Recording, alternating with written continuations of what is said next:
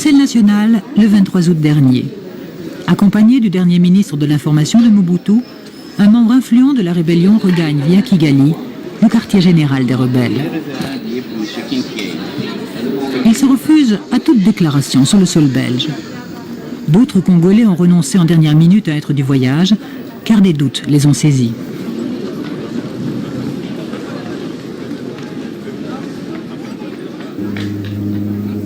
La veille, le vent a brutalement tourné pour les rebelles. L'Angola, contre toute attente, a engagé ses troupes aux côtés de Kabila.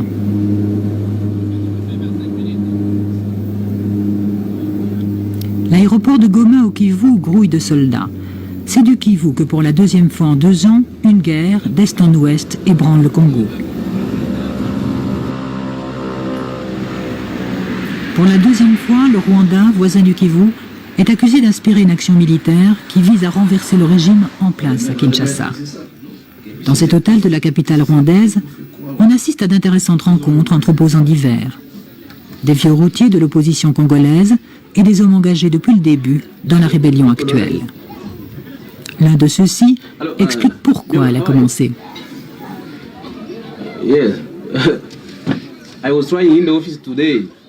Écoutez, mon Dieu, le peuple risque de nous prendre pour les escrocs du siècle. Hein? On arrive au pouvoir, soi-disant pour chasser Mobutu. On devient encore pire que Mobutu. Donc il fallait qu'on arrête et puis qu'on recommence. Et voilà, on a recommencé. L'Angola choisit Kabila. Ouais. C'est vrai que les l'histoire des MiG, on vient d'avoir confirmé. Qui ont atterri à Ndili. Oui.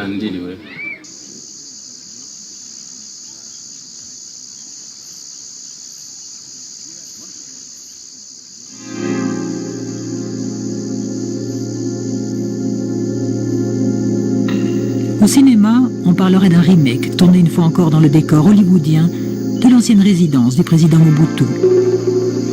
Plusieurs acteurs de la deuxième rébellion congolaise sont les mêmes que ceux de la première. Leur but plaît aussi, renverser un dictateur. Mais la ressemblance s'arrête là. Kabila, le président contesté d'aujourd'hui, est le rebelle d'hier. Et certains de ces hommes, qui préparent fiévreusement sa mise à l'écart, étaient alors à ses côtés. Pendant plusieurs mois, l'ancien ministre des Affaires étrangères de Kabila, un Tutsi Banyamulenge du Kivu, a joué à ses côtés un étonnant double jeu. J'ai présenté mes excuses au nom de mon gouvernement, au nom de mon peuple, au sommet de l'unité africaine. J'ai dit combien je regrettais ce que nous avons fait à la région. Et j'ai décidé que je ne commettrais pas 2 fois la même erreur. Je ne défends pas un gouvernement, je ne défends pas des individus, je défends des idées. Et quand j'ai compris que ces idées étaient trahies, j'ai décidé de m'en aller. C'est ce que j'ai fait avec M. Kabila.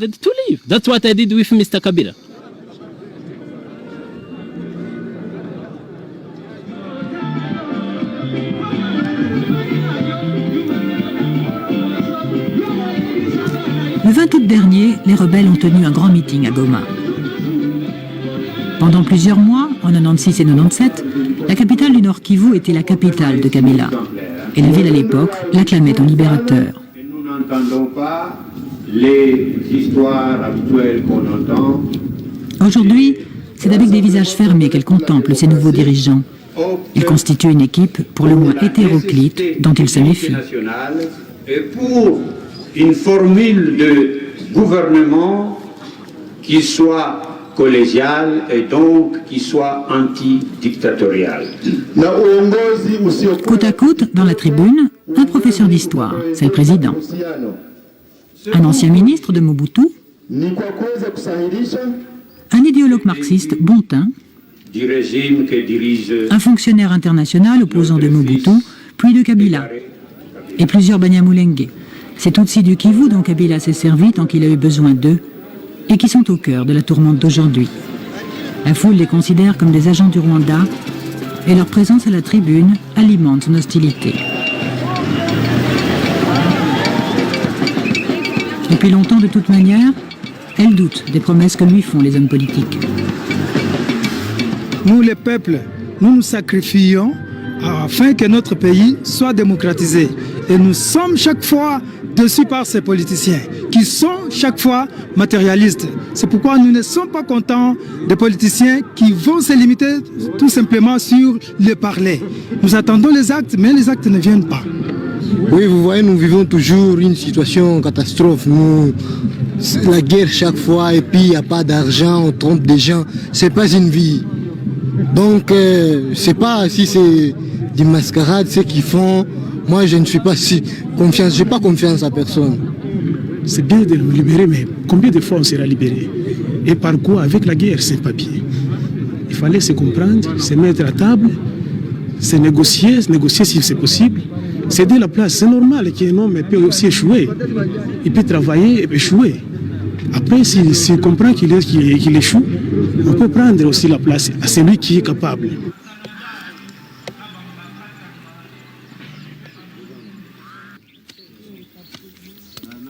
Malgré les inquiétudes que tout le monde exprime, la vie s'écoule en apparence comme elle le faisait avant l'arrivée des rebelles.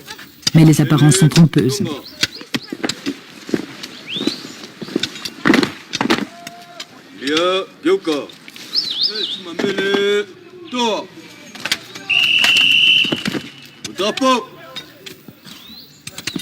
Ces soldats, qui 2 fois par jour saluent le drapeau congolais remis à l'honneur par l'alliance de Kabila, rappellent que la guerre a repris et que cette nouvelle guerre risque de faire éclater le pays. On pourrait bientôt voir 2 drapeaux au Congo, ou 3, ou même 4.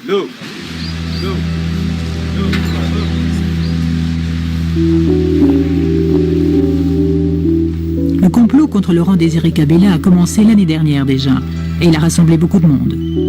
Plusieurs de ses maîtres d'œuvre sont à Goma. Pensant la victoire assurée, d'autres ont sauté dans le train en marche. On insinue que certains, encore, ont été achetés.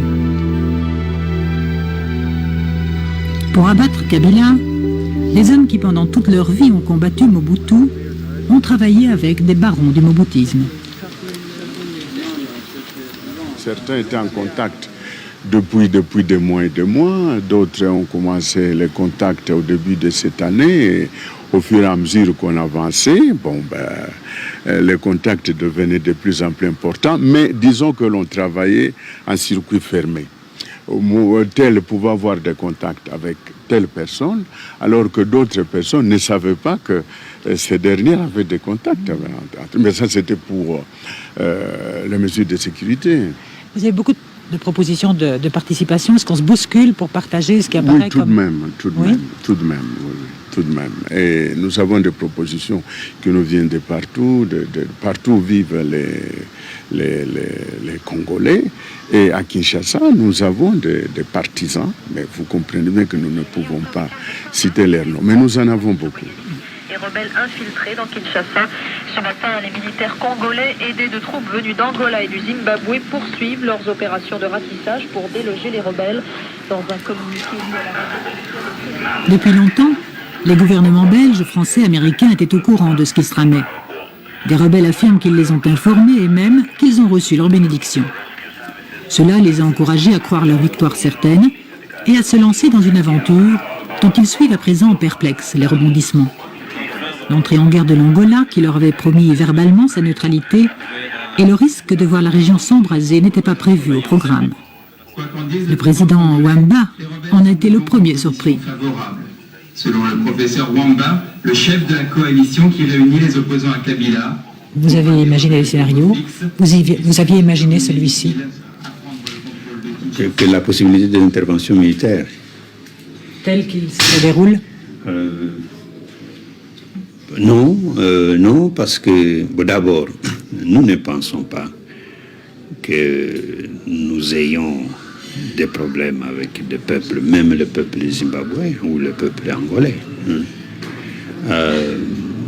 Nous pensions que le problème qui était congolais devrait être résolu par les Congolais eux-mêmes. Peut-être que c'était trop espéré, mais personnellement, je ne comprends pas pourquoi l'Angola particulièrement doit se mettre du côté de Kabila.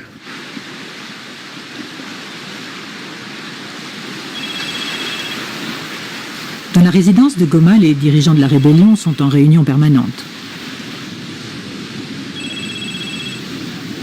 Le vice-président est Moïse Nyarugabo, un Tutsi du Kivu. Dans cette même résidence, 2 ans plus tôt, il exerçait sur Kabila l'influence la plus grande. D'entrée de jeu, comme pour se défendre d'une accusation de trahison, il résume « Nous n'avions pas le choix ».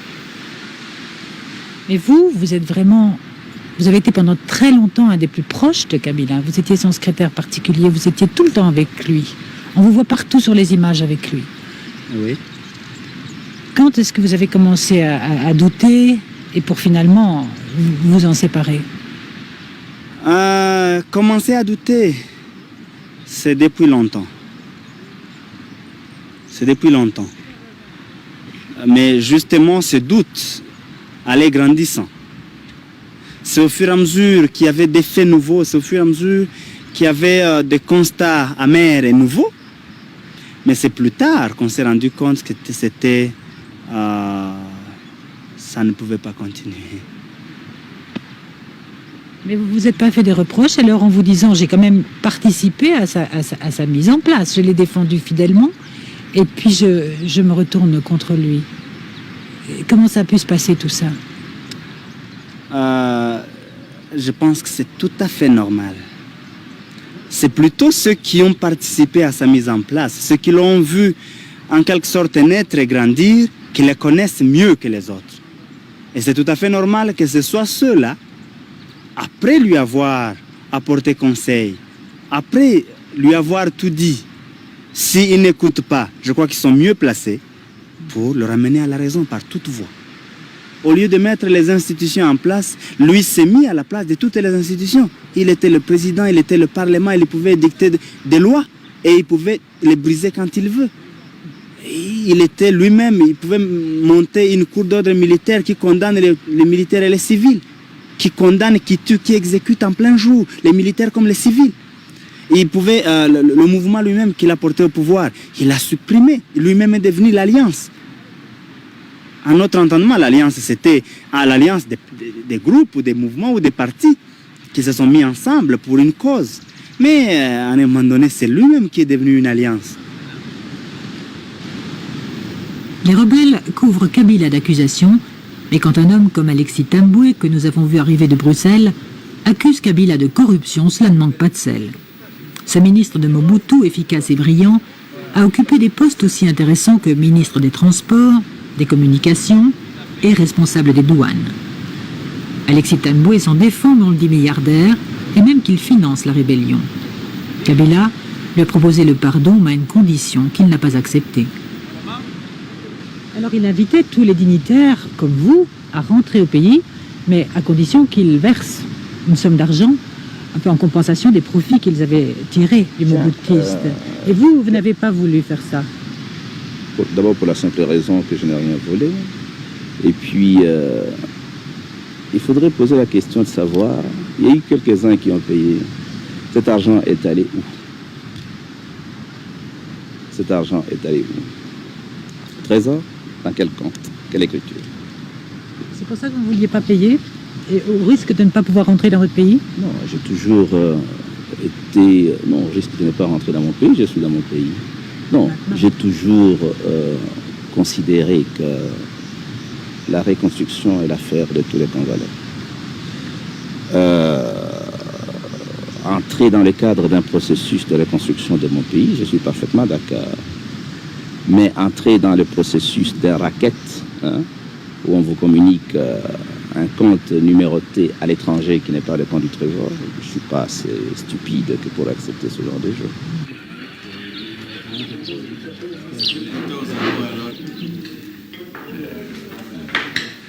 Dîner du vendredi 28 août. Les lynchages de Tutsi à Kinshasa pèsent sur les esprits, et tout le monde ici sait que Goma n'est pas à l'abri des obus de Kabila. Chambouye Kalala, l'un des membres du directoire de la rébellion, est depuis toujours un militant d'extrême gauche. Aux côtés de Kabila, il était chargé de l'idéologie de l'Alliance. Dans la rébellion, il est en charge de la propagande, une mission plus difficile à remplir qu'il ne pensait. Dans un premier, nous estimons que ce sont les travailleurs. Dans ses séminaires aux accents marxistes, il explique que la rébellion veut instaurer une vraie démocratie qui rendrait impossible l'avènement d'un nouveau dictateur. Kabila n'acceptait pas que Kalala conteste son autorité. Il l'a plusieurs fois suspendu et l'a même mis au cachot. Aujourd'hui, travaille beaucoup plus en tenant compte des erreurs de Kabila. Nous pensions, nous, que le pouvoir devait se reposer sur le groupe, d'une manière collégiale, mais aussi en prenant en compte les intérêts de l'ensemble de la population. Et lui ne voulait pas vraiment entendre cela, mais en même temps, il savait aussi que des gens connaissaient que nous avions des positions correctes. Et il savait bien que, puisque nous n'avons jamais été corrompus, nous n'avons jamais cherché à nous enrichir, c'est comme ça qu'il ne pouvait pas d'un seul coup nous écarter totalement, hein, puisque une fois qu'on est arrêté ou on est suspendu, c'est tout le monde qui s'interroge à l'intérieur du mouvement, à l'extérieur, et même parmi des pays de la région et tout. Donc il était un peu embêté de cette manière, mais il savait bien que nous ne le faisions pas de cadeau, qu'on n'allait pas le laisser faire toute cette folie.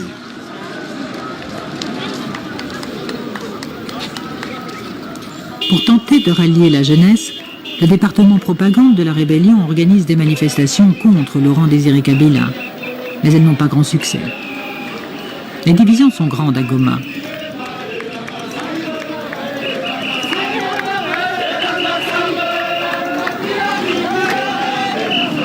Des regards réprobateurs accompagnent la marche. À Goma, on est en majorité pour Kabila. Pour beaucoup de jeunes, il incarne un espoir, aussi ténu soit-il.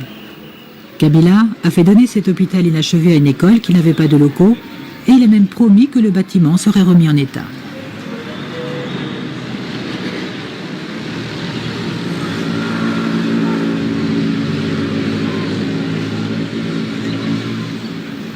Cette école incarne à elle seule le dénuement dans lequel 32 ans de mobutisme ont laissé les Congolais et montre à quel niveau ténu l'espoir pour eux commence à naître. À cause de l'inquiétude diffuse qui règne dans la ville, les élèves insistent pour nous parler de dos. Nous, on avait les yeux fixés quelque part, avec un espoir là. Un espoir qu'on voyait, on commençait à voir des choses positives. Alors, cet espoir a été brusquement coupé et remplacé par quelque chose de flou, quelque chose de pas clair. C'est ça. Le peuple n'a pas besoin de voir la figure de celui qui est là. Le peuple veut voir les bus, veut voir les routes, voir les écoles. C'est ça la préoccupation. Les salaires des gens, la monnaie stable, ce sont là les préoccupations du peuple congolais. Et tous ceux qui veulent intervenir, il faut qu'ils interviennent dans ce sens-là, pas venir avec des guerres et autre chose. Ça, non. Et puis si on traite Kabila un dictateur, qu'est-ce qu'il a fait du mal? Qu'est-ce qu'il a déjà fait de très mal pour qu'on a jugé mieux d'appeler les Rwandais pour chasser Kabila? C'est ça notre préoccupation. Mais on l'a accusé de ne pas respecter les droits de l'homme. On l'a accusé, par exemple, d'avoir couvert les massacres de réfugiés Hutus.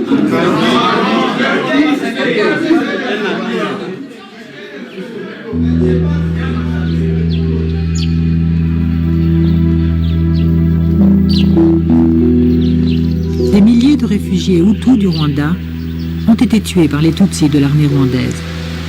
Ils se vengeaient ainsi du génocide de 94. Et aujourd'hui, des hommes proches du Rwanda sont parmi les artisans de la rébellion. Cela choque au Kivu, où l'on s'identifie aux réfugiés Hutus massacrés. Bizima Karaha, un médecin de 30 ans, est un Banyamulenge, un Tutsi du Kivu. Quand il était le ministre des Affaires étrangères de Laurent-Désiré Kabila, il a été contraint, quoi qu'il en dise, de couvrir le Rwanda dans l'affaire du massacre des réfugiés. Vous étiez bien au courant, vous, de tous les massacres qui se sont déroulés. Vous avez une idée de leur ampleur? Est-ce que c'est égal à ce qu'on a dénoncé? Ou bien, non, selon vous?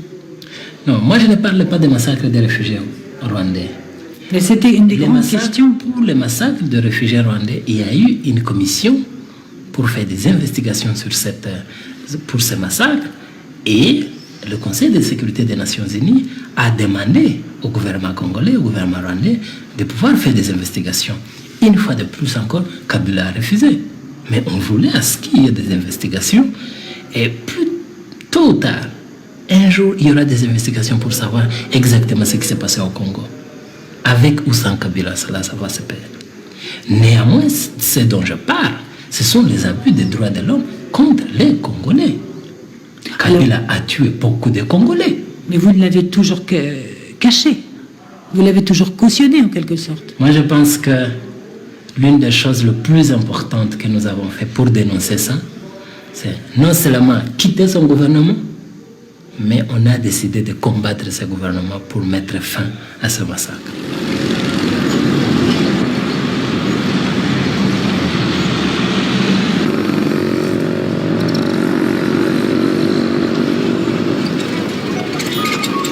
Dans ce climat de guerre, la rumeur se répand que des gens qui ont critiqué les Tutsis devant les caméras ont disparu ou ont été battus.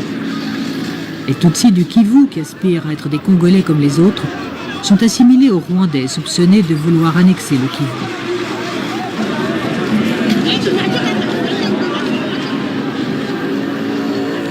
Les gens à Goma ont peur de parler à visage découvert, et la peur alimente les fantasmes racistes les plus dangereux.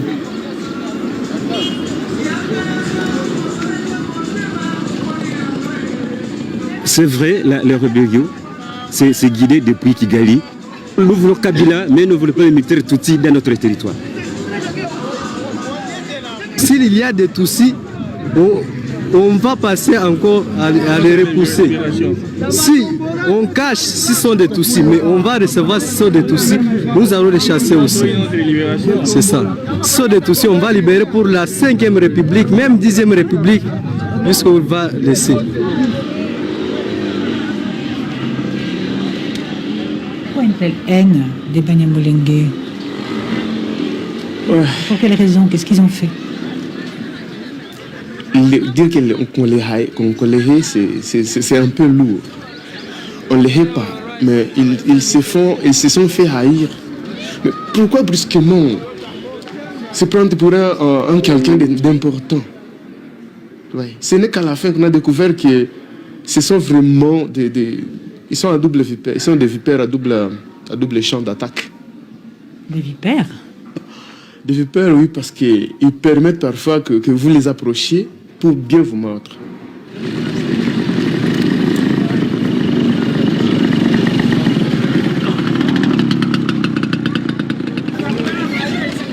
Est-ce que pour vous, les Banyamulenge sont des Congolais?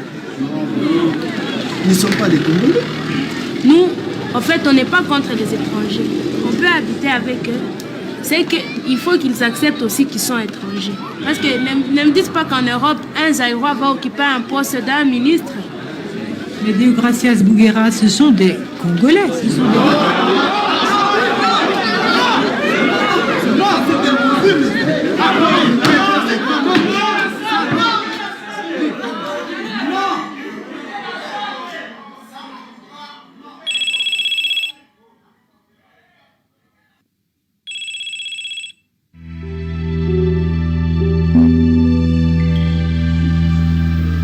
La cause des Banyamulenge, ces enfants de Tutsis venus s'installer au Kivu au siècle dernier, a pris un sérieux coup depuis le déclenchement de la rébellion.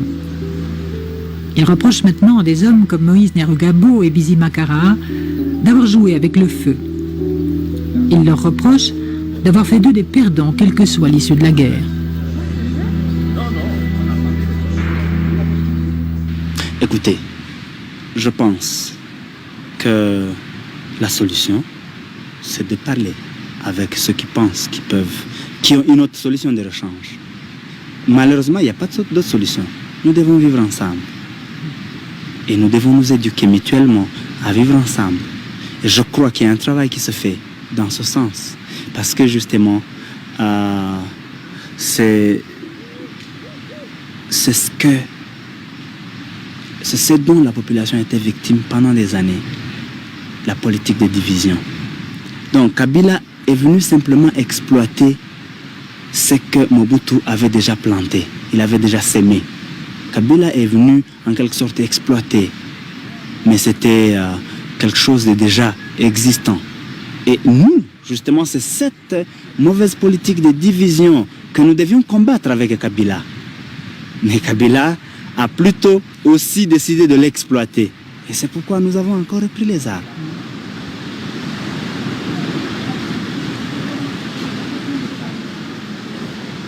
Si on ne trouve pas des solutions durables, les enfants des Banyamulenge vont se battre dans 3 ans.